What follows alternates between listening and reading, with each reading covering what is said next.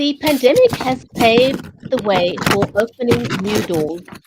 So, where do you start when trying to name your brand? Stay tuned to find out what you need to consider when you are looking to rebrand or build a new brand and how you are going to name that brand. You're watching Beyond the Logo with Nancy and Bridgetti. Don't go away. We'll be right back with those tips for you.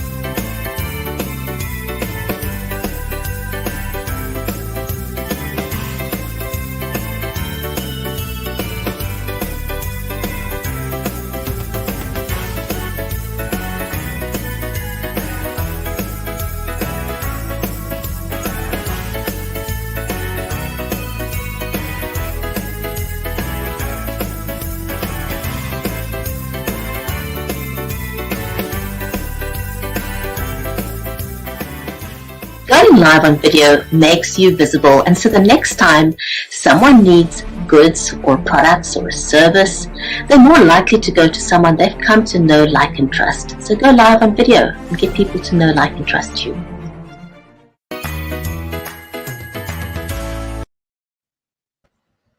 Welcome back. If you've just joined us, you're watching Beyond the Logo with myself, Bridgetti, and my amazing co-host, Nancy Lockhart. If you've never watched the show before, then do be sure to give us a follow so that you get notified when we go live again.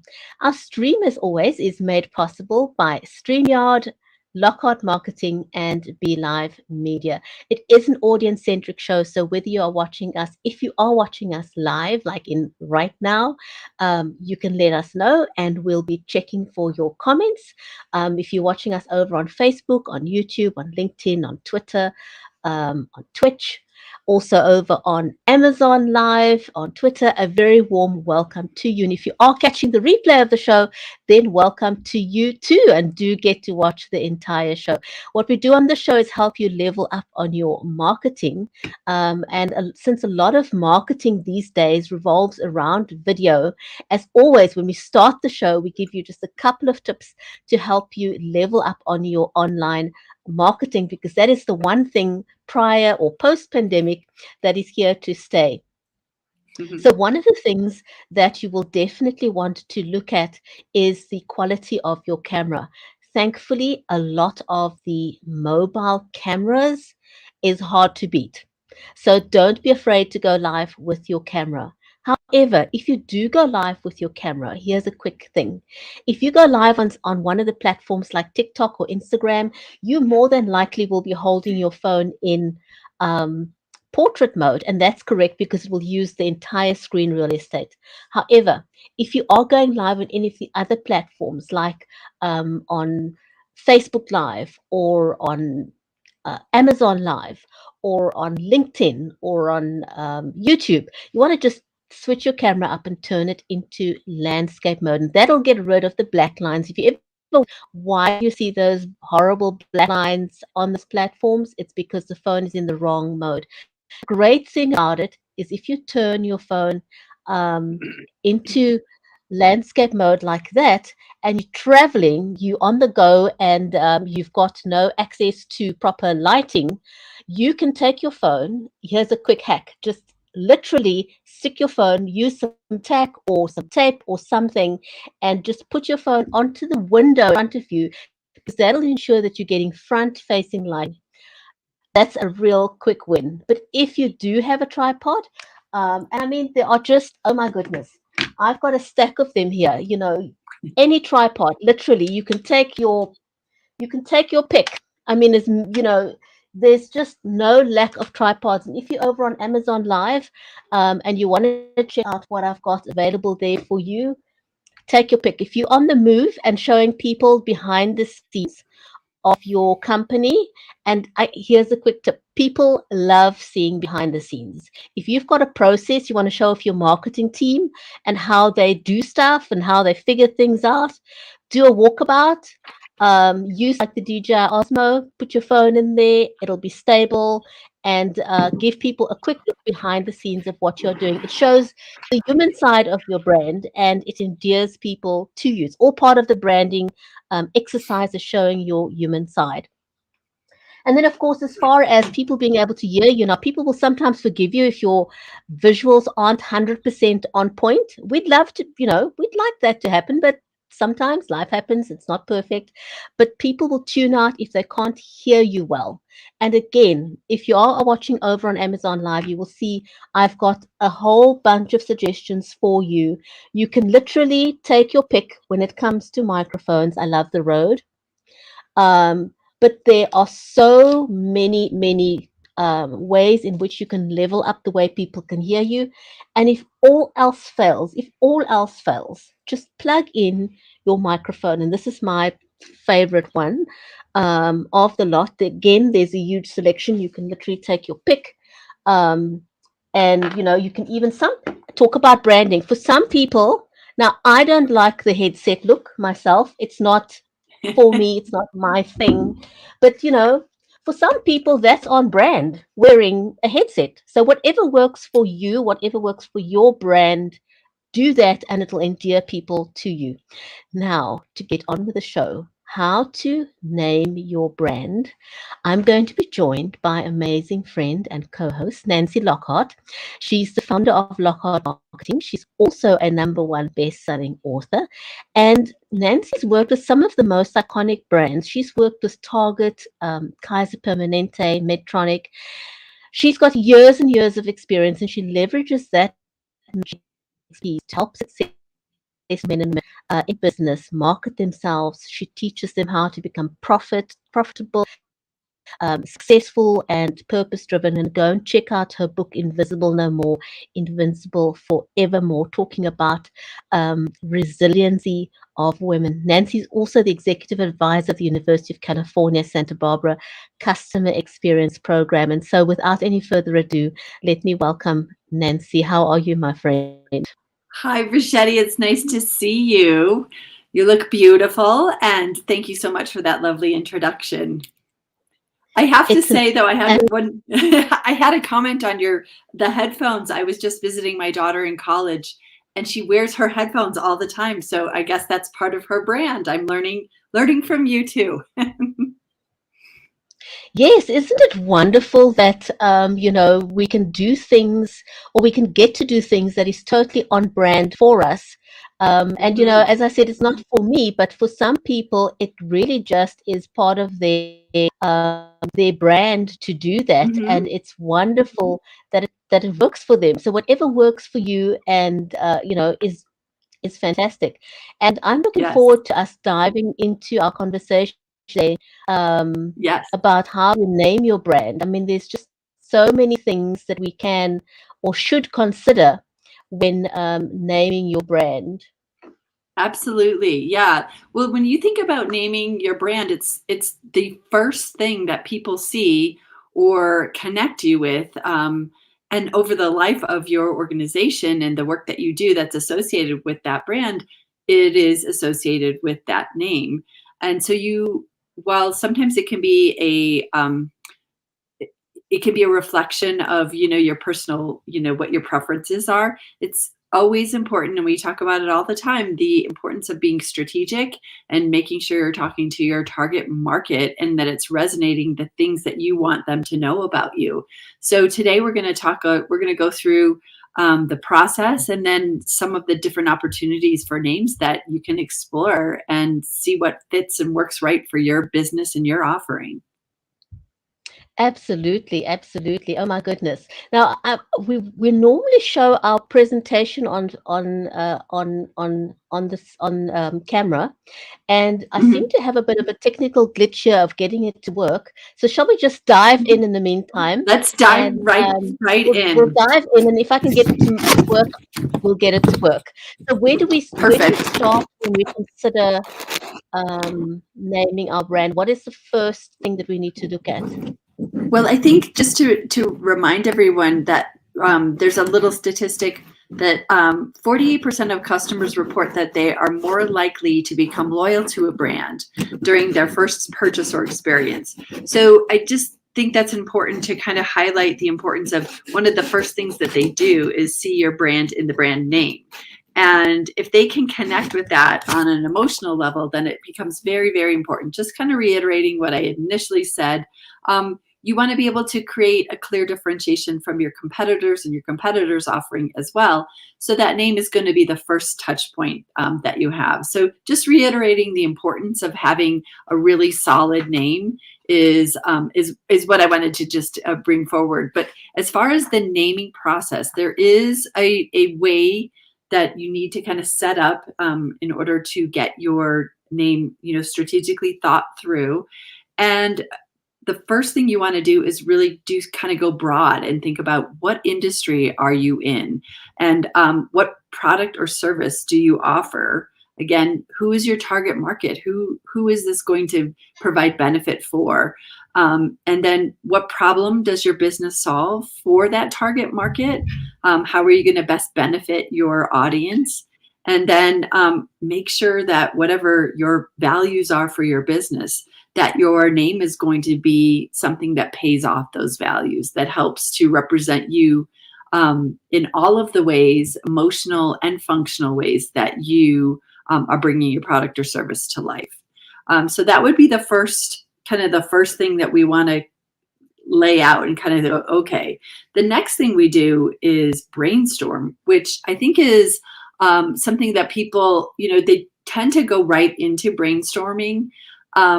But it helps to have kind of set that foundational first step, is to understand some of those areas. And then think about, in your brainstorming, what are the adjectives that best describe your business, or what you want to, have the emotional result be for your target audience. How do you want them to feel when they're interacting with your business? So again, some of those emotional connections that you want to have, that might be very subtle nods to whatever your actual tangible product or service that you're offering. And I think it's very important for you to, when you're doing the brainstorming, setting that foundation, but also going, like, not to censor yourself and to say, oh, that doesn't make sense, or that wouldn't work, or I don't, I'm not sure, because that brainstorming process is something that's very, you have to be free flowing and let things kind of come to you. And they'll come in like strange ways. You might see a bird outside and think, that might be, relating to freedom or to flight or some aspect of your business or product or service. So don't edit yourself. Put down and write down. Stream of conscience is very effective in this particular point of the process. So next step you want to do is you want to narrow and make sure that you're narrowing and eliminating where you're at with regard to the process that you're doing. I also want to go back to one other point when the brainstorming, and we're going to go a little bit more into this. We want to make sure that there's different categories of naming that you want to consider, and it helps you in your brainstorming. And we're going to go a little bit deeper into that in a little bit, but just so you kind of get an idea of some of the ways you can approach naming your product or service. So And that's the fun part, isn't it? Being able to brainstorm. Absolutely. You have a lot of post-it notes and just write down your ideas and stick them up on a wall and, let them simmer for a bit, look at them. Yes. Yeah, absolutely. And I say be very freeform, But sometimes you need a little kickstart, right? You need to kind of like, where it can be overwhelming to go, oh my God, where do I start with the process? So hopefully we'll help you with some ideas to help you with that. So it's a nice balance of free form and a little bit of guidance to help. It's almost like, you and I wrote our book, and looking at that blank page can sometimes be quite daunting. So having a little bit of Very. some ideas of, how do I get started with telling my story? Well, you're telling the story of your brand and your business and what you're offering. So how to best do that. So hopefully this will help you. The next stage is to narrow and eliminate. So once you do your brainstorming, you kind of want to make sure, like, do a check against your competition. So it's really important to make sure you don't sound like the competition. So you protect yourself from either borrowing their equity, which can get you into some legal problems, or that you sound like, you're sounding like them and someone thinks that you're that company. So you want to make sure that you have a clear, distinctive name for your organization. Again, you want to be careful of names that might sound like another industry offering, because that can be confusing to your target audience. Be careful of names with alternate meanings that you don't want associated with your business. And probably one of the most famous examples is the Nova, which is a car. I forget the car maker, but it means no-go in Spanish. And so to put that on a car obviously is not what you want to be associated with your car. So you want to think about other languages and how it may be interpreted when you're thinking about the name of your offering. That's such a huge thing. I mean, it's something you may It not is. consider, but I'm glad you raised that because, since we operate and work in a global space, not Mm-hmm. just locally. And so global doesn't just mean a different locale. It also means different languages and nuances that you want to be aware of so you don't offend possibly your customers even. Absolutely. And another thing to even consider is Urban Dictionary, because oftentimes there's alternative meanings that may very much you may not want to be associating with your business or service. And it's just a CYA, because I always do that when I'm developing names for organizations or products or services, to look at that urbandictionary.com and just see what it means. Sometimes it's benign. It's fine. But a lot of times there's some wacky meaning that you may be counterintuitive. It may contradict what you're offering. So that's another tip too, like to think across generations, across geographies, across languages. Another thing is another one. I never thought of that, just going across the generational gap, because what meant one thing to us may mean a completely different thing to the new generation. And I never absolutely. thought of that. So thanks for thinking of that. You bet. I'm glad to share new knowledge. The other thing, another two things to just kind of think about when you're narrowing is, if you're naming it after geographies, it could limit your ability to grow beyond those geographies. And we'll talk a little bit about that in the categories of the names as well. But if that's okay for you and there's a rich heritage within, say, where your organization was founded or who founded it, you can certainly build off that, but be very aware of that could be limiting. And often we see that in the case of like airlines. You'll see, Southwest or Hawaiian Airlines or something where people would only associate you with those specific geographies. And that may be okay, but just to be aware of that. And then the other thing that is really important, don't fall in love with a name that's difficult to pronounce or difficult to spell, because you want to think about when people are going to search on the internet for your products or services, or even word of mouth sharing, they want to be able to articulate the name properly. So it's important to try to make it as obvious in the spelling and pronunciation as possible. So once you've done all that, you want to make sure that you're looking for the availability of the name that you have.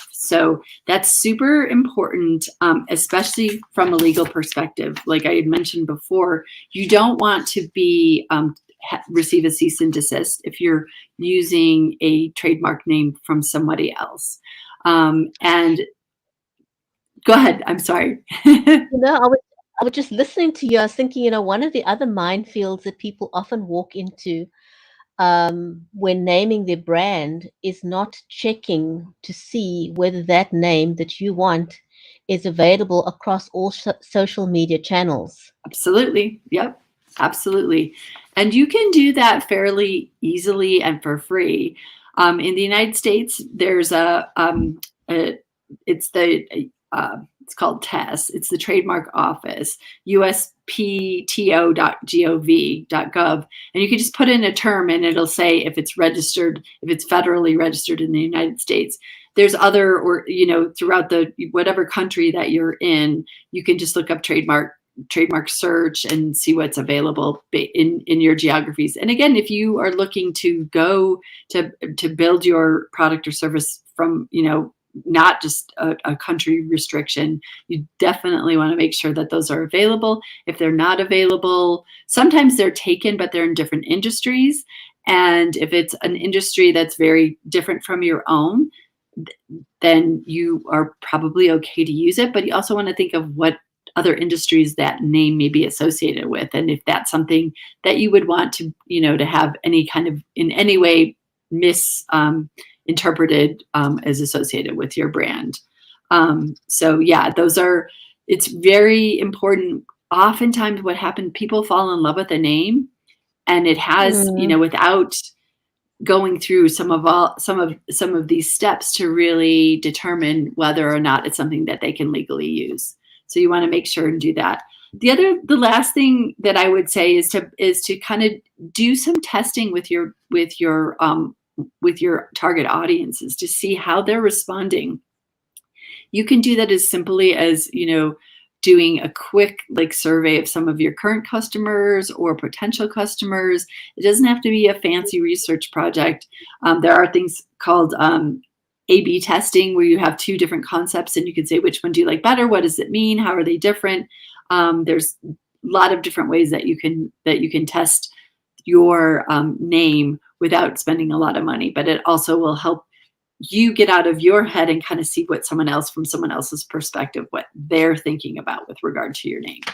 So that's a lot of information about your name, but it's really important to use that as a checklist and a guide, because it can save you grief in the long term if you go through those steps. Yeah. Sometimes it can be a very, very expensive process.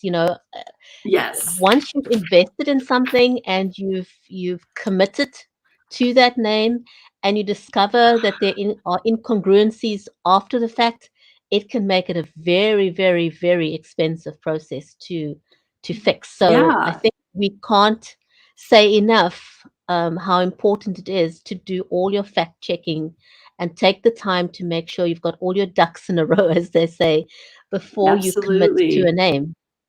Yeah, I mean, you think about signage and packaging. It's not just, what you put on your website. It's your, business cards. It's everything. T-shirts. It's everything. And if you invest a lot of, equity into those things, it's horrible if you have to, kind of reel that back in. So it's not always most pleasant to have to do all the research, but it certainly saves you in the long run. And that's what we're here to do, to help you with your marketing and to make you as effective as possible. So, absolutely. I was thinking, one of the most mammoth rebranding exercises is probably what the UK is going through now, with the new king. Yes. Because they've had their branding, for decades. Yes. And now having to redo literally everything in the country to fit the new king. Oh my gosh, that's massive. That is, that might be a great topic for us to dive into on one of our episodes, is that whole rebranding, because it's so far reaching and has so much legacy with it. How do you bring that forward without without losing that, the strong brand that it was, but to make it of, King Charles III, and to make it of his new reign, and the importance to the UK in that branding, and how important it is. And even in, out of a royalty thing, but even branding of political figures and how the perception and there's a lot that that goes There's a into lot that to as dive well. into. Maybe we should cover that in another future Yes, episode, because that's a huge undertaking. it is a huge undertaking. So I wanted to go back and go a little bit into the naming categories. When you're thinking about brainstorming, this is a little bit of a guidance of the different types of names that are out there, and some of the pluses and minuses with them. So the descriptive name is pretty much what it says it is. It describes the product or service quite literally. It's very easy to understand. It can be extremely difficult to trademark it, to protect it from other people using it.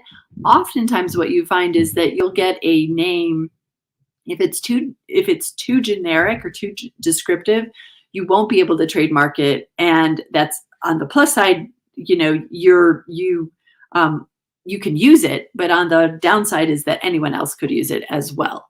So you want to make sure that you're using something that you really think is going to be effective, but I often pair it with a tagline that helps to even further create that distinction for you, is something that's helpful when you're using a descriptive name. Examples would be Toys R Us, Hotels.com, Dish Network. They are what they are. They say what they do in the name of, or what the products and services that they offer in the name of the organization. So that's descriptive. Next, we have invented names, which is really a brand new word or phrase that you've put together. You may take two different words and move them together. You may use letters that seem to be really, like cool and fresh, or a lot of times you borrow from different languages. Again, you want to be careful, like the NAWBO example, but to demonstrate some of the attributes of your name. They usually need some explanation, especially when you're first introducing it to the market. So it does take some promotion and explanations to why that name was chosen. If you can do that effectively, it becomes again, you want that emotional attachment, and that becomes very emotionally attached to your audience if you can describe why those two elements coming together, or what the language or the background. Your brand story is going to be super impactful in this particular naming. But they are super easy to trademark because you've invented a name. And some examples of that would be Google, Xerox, Etsy, and even Oreo. So there's several several theories as to where Oreo came from. One of them being they used to be marketed in a gold box, a gold tin box, and so or is the word for gold. And so, but there's, from what I can tell based on my research, there isn't one single proven theory as to why it's Oreo, but it is a made up name. And now we see that that sandwich cookie, and you automatically think Oreo, right? So Absolutely, it can be very, but very I really successful. I like the emphasis on trying on the importance of explaining. If it's not an obvious name that people would understand or see the connection or the association, you've got to have your story very well packaged so that you can position yourself and create the association for people. Right. Yeah. Your brand story is very important. That's a topic for another day as well. But to really give meaning and layers to your brand name, your brand, your offering, your company. So the next one that we're looking at is a lexicon name, which is really more of, kind of an alliteration, a rhyming, and it makes the brand easy to remember. It's almost musical, like when you're thinking of some of the ways that some of these organizations have chosen to use this method have adopted it because it can be very, very memorable. sometimes it depends on the organization and what your products or services are offering. It can be considered clever, cutesy, sometimes overused. And so you want to be careful if you're in some like a sophisticated, offering. If you're doing financial services, something like that, it might be a little too cutesy for some of those industries. But they do tend to be easy to trademark. Again, you're borrowing a little bit from that invented name category, but just some examples would be like Dunkin' Donuts, Crazy Glue, Jiffy Lube. They're kind of cute, they're kind of fun, and they're easy to remember. They're also very descriptive, but in different spellings or different alliterations with the name. So that's a different category to look at for the right businesses and the right product offerings. Yeah, so what comes through for me, again, is, the importance of research. You can never do Absolutely. enough, and if you can't do it yourself, hire in somebody like yourself, even if it's not Absolutely. full-time, get a brand manager to handle that and do all that research for you so you don't make an expensive mistake, because it can be a very expensive mistake. Absolutely. So our next naming category is the acronym, and that is a very popular name. Often it's the first letters of the company's legal or formal name. When you go to market, sometimes it's easier to just have that acronym and create a market-facing name versus your your legally filed name. Sometimes it can be difficult to remember those names unless, like, once again, you have a strong market story and you're heavily promoting that association with the story and that acronym. And once again, it can be difficult to trademark just because those acronyms and letters can be very common. So need to keep that in mind if you want to leverage using the acronym name. Examples of that would be CVS, UPS, MTV. Those are all acronyms that stand for something else, but are quick, short, easy to remember once they're established. So that's the acronym. And next we have geographical, which I touched on a little bit before, which is really naming based on headquarters or founding or image of a place. It's naming after geography. Again, like I said, it can be limiting if you're expanding and offering beyond the names of that geography. And I think the thing to once again reiterate, if you want to name after a geography and you do plan to extend beyond that geography, again, your brand story about why it's called that and why that's so important to your company is going to be really key to give permission to expand beyond that, that geography. However, there's plenty of organizations that feel a lot of pride and they get brand equity from the geography that they're in. So it's something to just be mindful about. Once again, it can sometimes be difficult to trademark.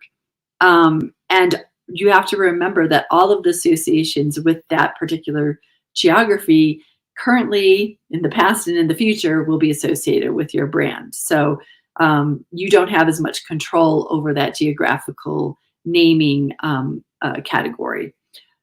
So some examples, like I had said, Southwest, there's airlines do it a lot. California Pizza Kitchen, American Airlines, Kentucky Fried Chicken. You see it being well executed in those restaurants because they're known for a certain type of cooking or recipes, flavors. So sometimes that's a great way to leverage that without limiting it from a geographical perspective. So it's not that it can't work; it actually can work, but you want to also be sure that the geographical location that you're using is something that already has an established familiarity globally. If it's a locale that's not known for anything else out there, like people's never heard of this place, it's got some obscure name. It's not going to do you any favors using that locale as a name if it's not something that's already established itself in a global space. I mean, like Exactly. American Airlines, Kentucky Fried Chicken. Who doesn't know Kentucky Fried Chicken wherever you are?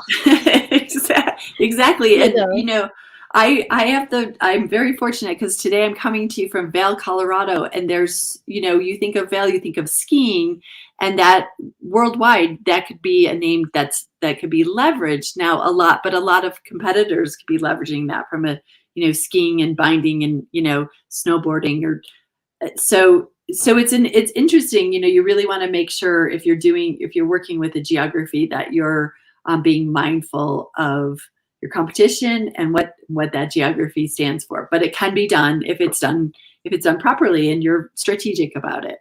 So absolutely. Very good advice there.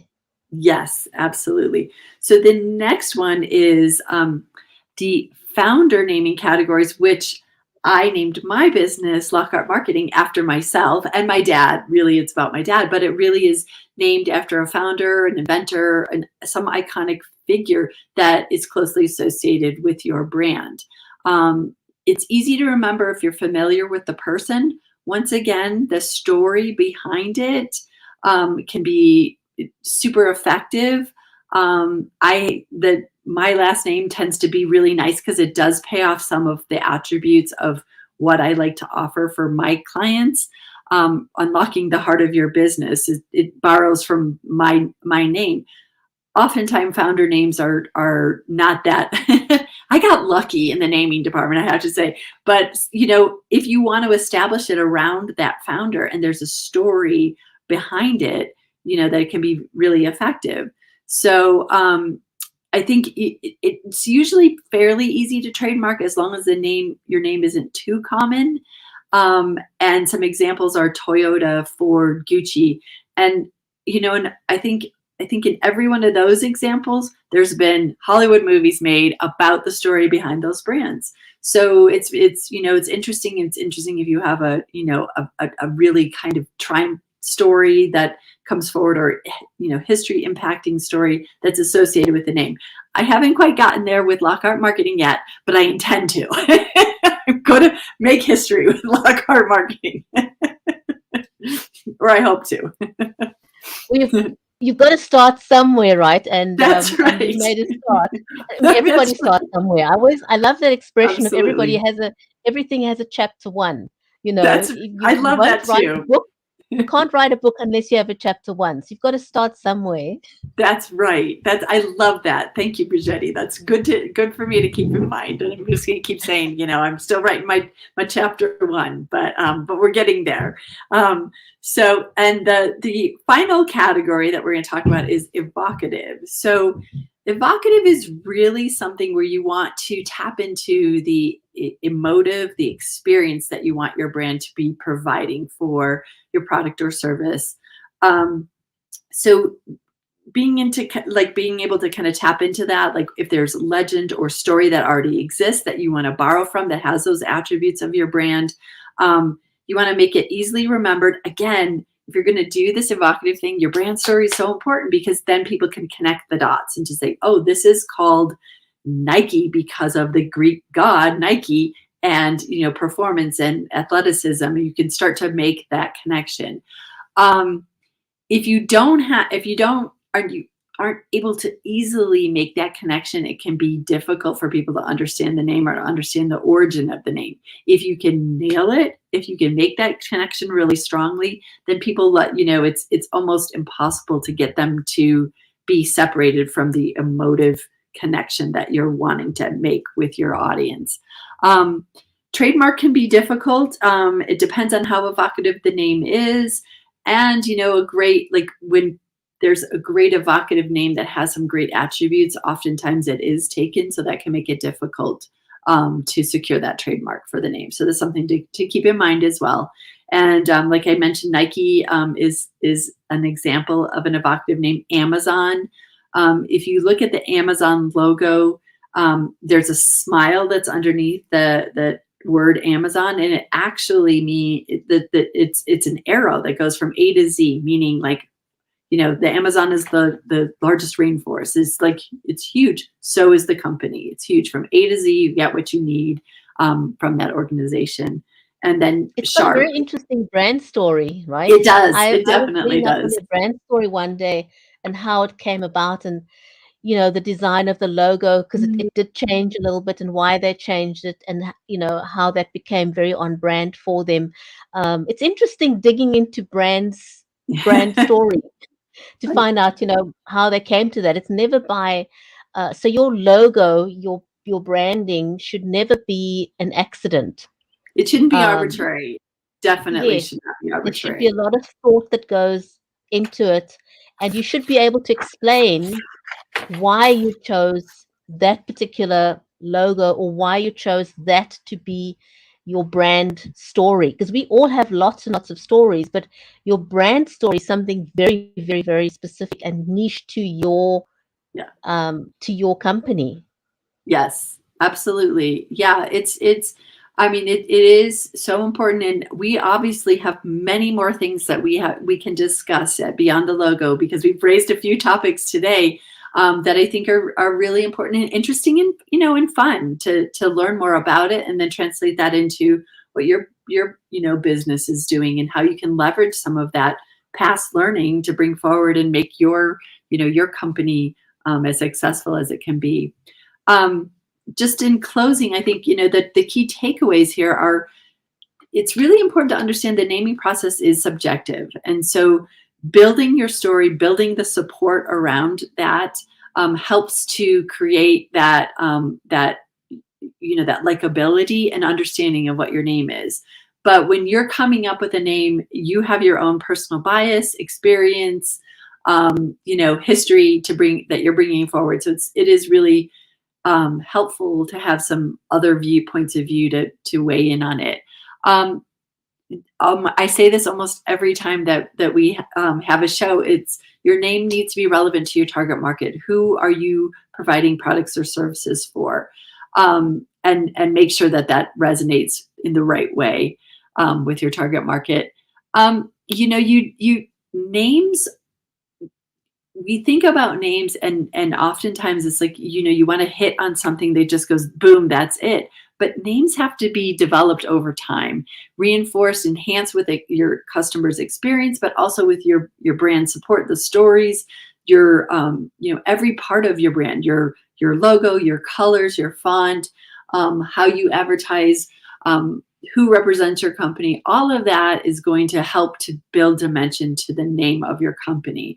And you can't really, it's very, very rare that you just go, that's the name, and expect. Now, you may feel that initially, and that may be great, but you still have to put it out there, and have your target market respond in the same way that you want to respond. Like, this has meaning to me because why, and then explain that in a way that makes it very relevant. And then you've it, I've kind of already alluded to this, but once you do have that name that you've found, it's just the beginning. You really need to put in the work with everything. Every part of your organization, every part of your offering needs to pay off what that brand means, what the brand means, what experiences people have, and that makes your brand, a Nike or an Amazon. And so it really takes that kind of discipline and knowledge that you just can't put a name out there and expect your product to be successful just because it has a great name. With you have to support it. So just wanted to And remind folks of that. yeah, you gotta put the work in there. Yeah. The Nike brand stands out for many, many reasons. The simplicity, um, just what that brand story has done for the brand. Oh yeah. There's got to be a lot of congruency between the two. There can't be a disconnect between your brand story and what you're actually putting out there. Yeah. So your products have got to match your brand story. Yes. Yeah. They can't be two different things, because then you're going to confuse your market. You're going to Mhm. lose trust in your intended Absolutely. clientele or audience. So everything's got to kind of fit together. Yes, absolutely, absolutely. So, yeah, I mean, I think it would be great for us to do maybe do another show on brand story and kind of what that means and how that gets developed and what makes it, really pay off for your target market. But hopefully, this is helpful in starting. If you're thinking about that, that first chapter, that blank page, that you can start getting some ideas around kind of what structure to put around things. Allow yourself to brainstorm, and then bring it back in and do a very disciplined kind of approach. Make sure it's cleared for trademark for use, and then go develop your brand. It's just the beginning. Absolutely. Oh my goodness. I think there was just so much value in today's show. So if you missed the beginning of the show, please go back and rewind and watch the entire episode on how you can develop your brand name and what the considerations are, because there certainly were many of them. And I almost feel like you don't want to miss any of those elements that we talked about in today's episode, because every one of them makes up the whole of what you need to end up with a well-rounded brand name for your business, because a mistake is going to cost you a lot of money, Yeah, a lot of time, a lot of absolutely. money, and you don't want to do that. No, you don't. No, you don't. We're here to help. Absolutely. Oh my goodness. Thank you so much, everyone, whether you've watched us live or whether you are catching the replay of the show. We love interacting with you. Do remember that this is a live streamed broadcast, which means that you get to interact with us in real time. If you are watching the show live, we are very, very interactive. This is not daytime television where it's just a one-way broadcast and you're simply viewing. You can actually interact with us in the comments. If you ask us a question in the comments, we can answer you in real time. If you are catching the replay, which I know most of you do, feel free to also still leave us a comment or a question in the comment section, because we will get a notification if there's a new comment and we'll get back to you on that. Also, if you are watching the show live or on the replay and you've got an idea or some aspect of marketing that you'd like for us to cover in a future episode, please feel free to also drop that down in the comments for us. Let us know, and we can put it in the box to consider for a future episode. So from myself, Bridgetti, Banda, and also my co-host, Nancy Lockhart, thank you so much for joining us live on Beyond the Logo, and we'll catch you on the next episode. So from me, stay safe and stay well. We'll see you next time. Bye, everybody.